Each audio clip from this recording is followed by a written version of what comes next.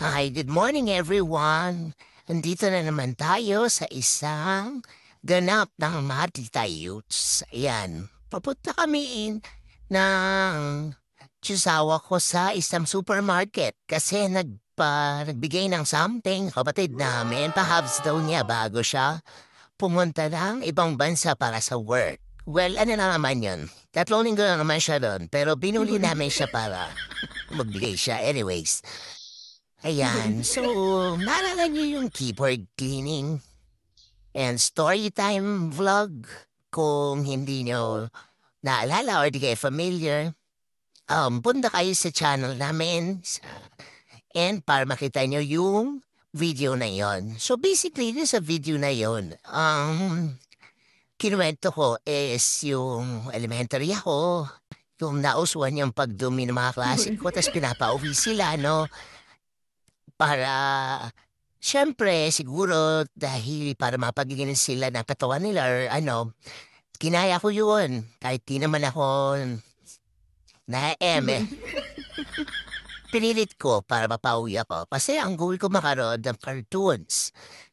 Yun nga. So, di ba, pinauwi ako. Pero, pinagalitan ako ng mama ko. Kasi nga, harin sundo kami. So, sa atin sundo ka pero umuwi ka na mag-isa. Kaya nga niya kami natin sundo para maiwas sa panumang aksidente, disgrasya, and everything. So, yung goal ko na mapanood ng cartoons hindi nangyari. Kasi, ano, may No, punishment. no, Wala, no, pinatulog lang no. ako. So, kinuwento ko lang naman yun. Gusto ko lang i-share pero para hindi gayahin, ha? Ayan. Nakakatawa lang kasi pag naisip mo yung mga kalokohan mo ng bata. Anyway, ayan, papasok na kami nung mall para punta kami sa supermarket kasi meron silang 50% off today due to sa mga produce products nila. So, vegetables and fruits. Ayan. So, usually sa palengke kami or sa talipapa kami bumibili ng mga ganun. Kasi masura doon. Pero bilang 50% naman siya today, tingnan natin kung malaki matitipid natin. Sayang naman, di ba? Ayan. So, hanap-hanap po na kami ng parking. Sana mapag-park kami malapit doon sa supermarket. Ayan, tinanggal ko na yung seatbelt ko. Ay, kahit wala pa doon, para lang ready. Charot, ano, excited. Hindi man to, hindi man to kailangan madalian, pero tinanggal ko na. Nasa loob naman na kami ng parking. Tingin ko naman safe naman na. Ayan. So, maulan, no? Ingat tayong lahat. Stay dry. Keep safe. Ayan. So dito nga pala, magkita rin kami ng kapatid ko isa pati yung buong pamilya niya kasama niya yung mama ko. Kasi syempre, hindi naman para sa amin to, para din sa pamilya. Ayan. Pero bago kami pumunta doon, dadaan muna kami sa isang clothing store. Kasi may sale din doon. Ayan. Again, mahilig kami sa sale. Doon na kami nakakabili ng mga branded or clothes. Kasi pag branded din naman, makailangan naman no arrival, no? So, ayan. Basta sale, push na yan. Ayan, nandito kami sa loob na ng mall. I mean, labas pa pala. Ganda talaga ng setup ng mall na to. Kaya hindi ko kabisado kasi bira na mga pumunta rito. Ayan. Di ka namin alam kung paano pumunta dun sa store na yun. Ayan, nandito na kami. Dito rin kami magkikita ng kapatid ko at saka ng mama ko. Yan, harap namin sila. Wala pa. Yan, tapos na namin nakabili. Again, mga sale na bili namin.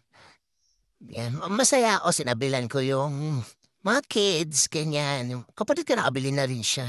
Pero, ayaw mo pa ako sa picture. Kasi I miss a video, mahihain kasi siya. Ewan ko ba? Ayan.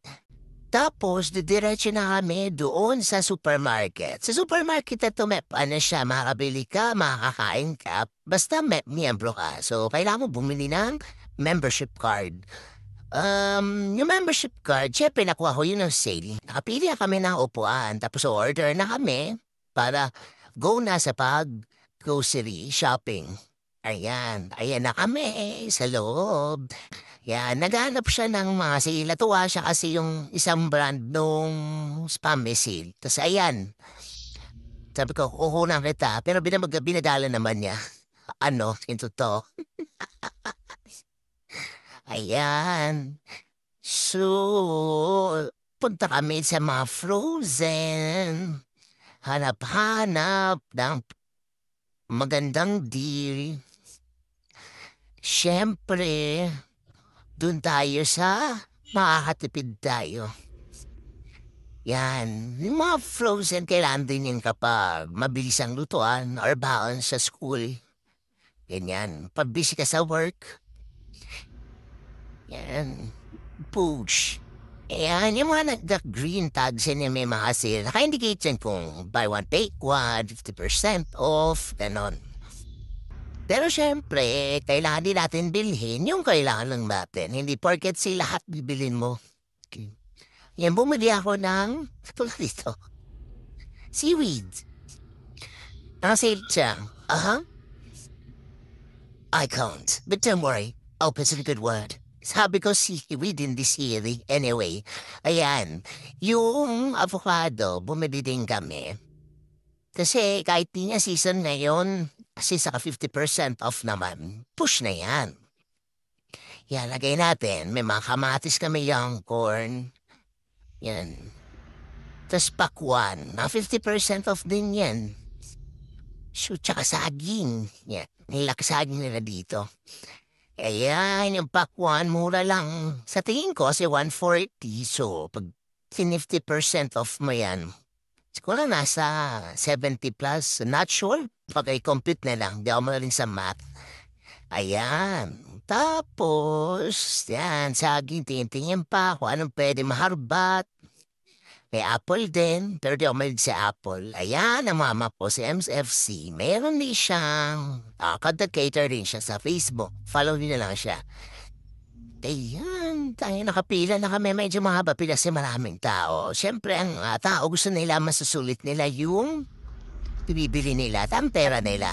So, pinapakita kapatid ko kung ano yung mga pinabibili namin. Hingi nga ang pera. Ayoko pa sinineto. Anyway, Darla, bakit may ganon? Ayan.